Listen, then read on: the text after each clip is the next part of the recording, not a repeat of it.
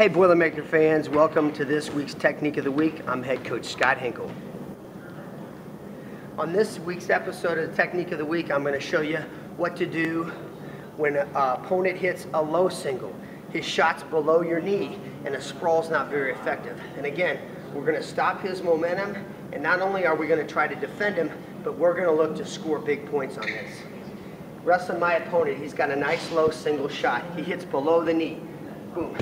Which takes the sprawl out of the picture. I can't sprawl, I can't get my hips back.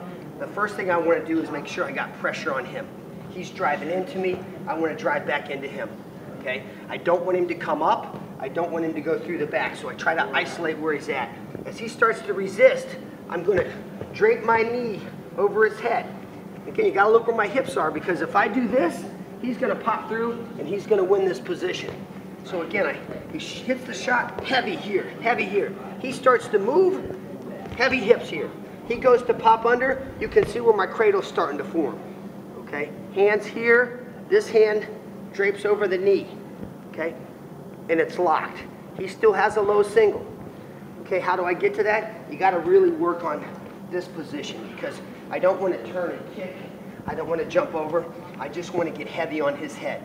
I'm always attacking his head. So my opponent's in, he starts to resist a little bit, I drop my knee, he tries to come out the back, I'm still heavy. He comes out the back, he can't elevate because my hips are down. Boom, hands here, cover the top where my knee is, I've got a lock. He resists here a little bit, I can go two ways. I can go over the top, boom, which is the safer way. If he has momentum on me, boom, and I drop and I catch it, and he's sitting through, I can just tuck and go through here. Key thing is, I have my cradle locked, I'm feeding off his energy.